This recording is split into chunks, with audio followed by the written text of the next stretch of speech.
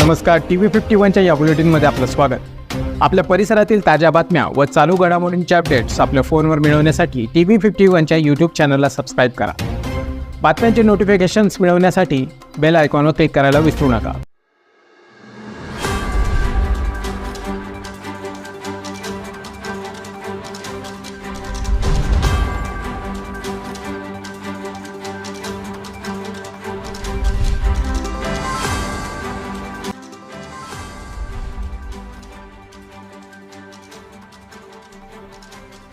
मालेगाव किल्ला police station हद्दीत झालेल्या धाडसी चोरीतील आरोपींना पकडण्यात पोलिसांना यश मिळालं आहे।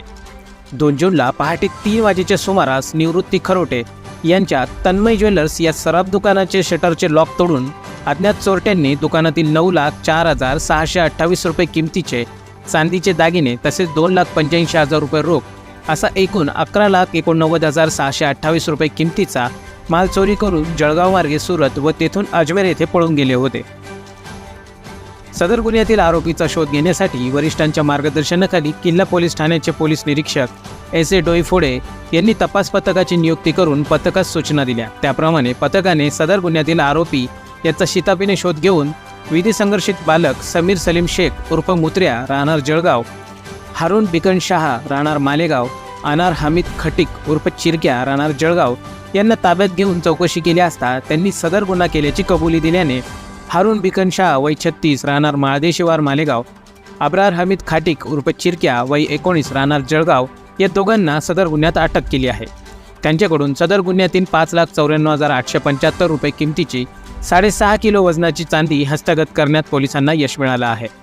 सदर गुन्ह्यात आरोपींना मदत करणारे अजून 3 ते 4 आरोपी निष्पन्न झाले असून सदर आरोपींचाही शोध सुरू आहे। या गुन्ह्याच्या तपासकामी जळगाव शहर पोलीस ठाण्याचे पोलीस निरीक्षक अनिल बावारी, सहाय्यक पोलीस उपनिरीक्षक सुनील पाटील, पोलीस हवालदार भास्कर ठाकरे, पोलीस हवालदार उमेश भांडारकर यांचे मालेगाव पोलिसांना महत्त्वाचे सहकार्य लाभले। सदर कामगिरी पोलीस अधीक्षक नाशिक ग्रामीण विक्रम देशमाने तसेच अपर पोलीस अधीक्षक मालेगाव अनिकेत भारती, सहाय्यक पोलीस अधीक्षक सूरज गुंजाळ यांच्या मार्गदर्शनाखाली किल्ला पोलीस ठाण्याचे S.A. डोईफोडे तसेच तपास पथकातील पोलीस हवालदार अशफाक सय्यद, सचिन भांबरे, आनंद Chavan, Rakesh Jadhav, Mangesh Misar, Pankaj Bhoye, Vishal Tawde, police constable More, police हवालदार पांडोरे, पोलीस नाईक चव्हाण यांनी यशस्वीरित्या पार पाडले आहे। नमस्कार, माझं नाव सूरज गुंजाळ। मी SDPO मालेगाव कॅम्प म्हणून काम पाहत आहे। दिनांक 2 जून 2024 रोजी सकाळी 3 वाजता मालेगाव किल्ला हद्दीतील सराफ बाजार इथे एक दुकानाची घरफोडी झाली होती।